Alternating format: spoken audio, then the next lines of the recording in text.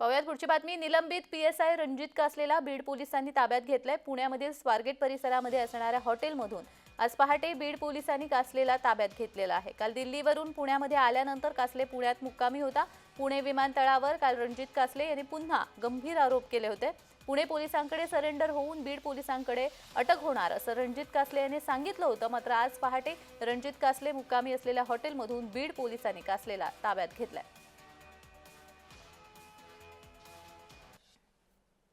याच संदर्भात पुढची बातमी। सगळे पुरावे आपण पोलिसांना दिले असल्याचं कासले यांनी म्हटलेलं आहे। अंबेजोगाईच्या कंपनीमध्ये धनंजय मुंडे कराड पार्टनर आहेत। याच कंपनीमधून आपल्याला 10 लाख मिळाले होते असं कासले म्हणाले। धनंजय मुंडे चुकीच्या पद्धतीने निवडून आलेले आहेत असंही कासलेने विधान केलंय। पोलीस अधिकाऱ्यांना भेटणार आणि बीडला जाऊन अटक करून घेणार असंही वक्तव्य केलंय। संदर्भात तुमच्याशी फोनवर काय चर्चा झाली, काय कॉल डिटेल्स आहेत? पुरावे कुठलेच ठेवत नाही तो। वरिष्ठ आणि मंत्री असे असतात ना की बंद दारा हा फोन आलेले आहेत बंद दाराड।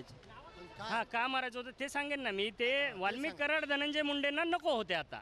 कारण काय तर 302 मध्ये वाल्मिक कराड पूर्णपणे फसलाय। आता मीही फसेल या भीतीपोटी ही ऑफर असेल।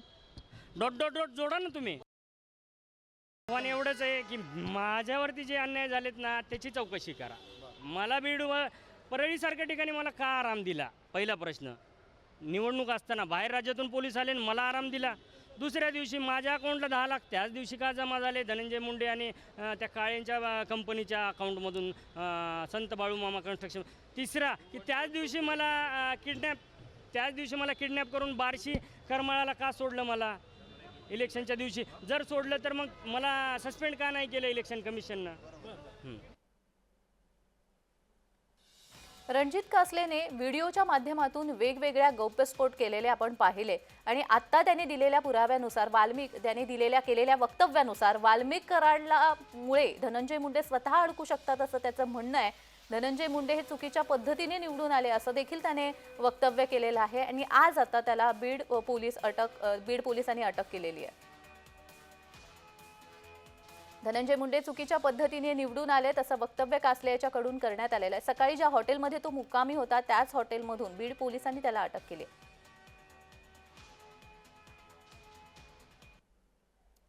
या संदर्भात अधिक माहिती देण्यासाठी आमचे प्रतिनिधी रोहन कदम आपल्यासोबत जोडले गेलेले आहेत। रोहन, खूप महत्त्वाची अपडेट ही समोर येते की कासलेला आज बीड पोलिसांनी सकाळी ज्या हॉटेलमध्ये तो मुक्कामी होता तिथून त्याला अटक केलेली आहे। अधिकचा तपशील। खरं तर दिल्लीहून काल रात्री 9:30च्या सुमारास कासले पुणे विमानतळावरती आला आणि त्यानंतर त्यांनी माध्यमांशी देखील संवाद साधला। तत्पूर्वी दिल्ली विमानतळावर असताना काही व्हिडिओ जे आहेत ते सोशल मीडियाच्या माध्यमातून कासलेने यापूर्वीच प्रसारित केलेले होते आणि मला अटक करा पुण्यात अशा प्रकारचं देखील वक्तव्य जे आहे ते कासलेने काल दिल्ली एअरपोर्टवर असताना केलेलं होतं आणि पुण्यामध्ये आल्यानंतर त्याला लगेच बीड पोलिसांनी ताब्यात घेतलं नाही। तर कासले ज्या ठिकाणी मुक्कामाला स्वारगेट जवळ एका हॉटेलमध्ये गेला त्या हॉटेलमधून पहाटेच्या सुमारास आज कासलेला बीड पोलिसांच्या पथकाने जे आहे ते ताब्यात घेतल्याची माहिती मिळते। खरं तर कासलेने काल देखील रात्री पुणे विमानतळावरती आल्यानंतर माध्यमांशी संवाद साधताना अनेक गौप्यस्फोट केलेले आहेत।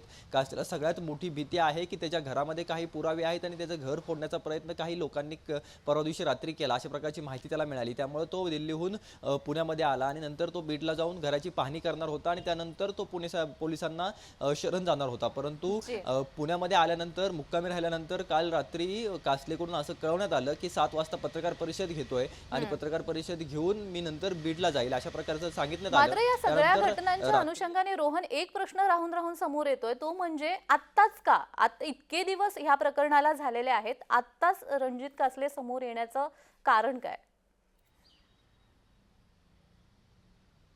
आपण सातत्याने रणजित कासलेंना देखील हे प्रश्न विचारले। रणजित कासलेंचं म्हणणं होतं की मी सस्पेंड झाल्यानंतर माझ्यावरती कारवाई केल्यानंतर मला बोलावं लागतंय। जर माझ्यावर कारवाई केली नसती तर मी देखील गुपचूप आतापर्यंत बसलो असतो, हे सगळं सहन केलं असतं। परंतु माझ्यावरती कारवाई झाल्यानंतर आता मला बोलावं लागतंय, मला निलंबित करण्यात आलेलं आहे, कदाचित मला डिसमिस देखील केलं जाईल, बडतर्फ केलं जाईल, ही भीती जी आहे ती कासले यांना आहे। आणि त्यानंतर कासले हे सगळं उघडकीस आणतायत आणि सगळ्यात महत्त्वाचं म्हणजे कासले पुरावे घेऊन येत आहेत। कासलेंकडे पुरावे आहेत 10 लाख रुपये संत बाळूमामा कन्स्ट्रक्शनच्या नावे इलेक्शनच्या आदल्या दिवशी जे ते ट्रान्सफर झालेले आहेत. आपण त्यांना विचारलं की हे सगळं कोणी केलं, तर त्यांनी स्पष्टपणे वाल्मिक कराड यांचं नाव घेतलेलं आहे. वाल्मिक कराड यांनी हे पैसे मला दिलेले आहेत आणि धनंजय मुंडे यांच्या इलेक्शनमध्ये पोलिसांनी मदद करावी यासाठी हे पैसे दिलेले असल्याचं देखील कासले यांनी सांगितलेलं आहे. त्यामुळे कासले यांच्याकडे पुरावे आहेत आणि कासले हे अडचणीचे ठरू शकतात. त्यामुळे कासलेंना दबाव जो आहे तो वाढतोय, कारण का ॲट्रॉसिटीचा गुन्हा जो आहे तो कासलेंवरती गुन्हा दाखल करण्यात आला आणि त्यानंतर लगेचच कासलेंना बीड पोलिसांनी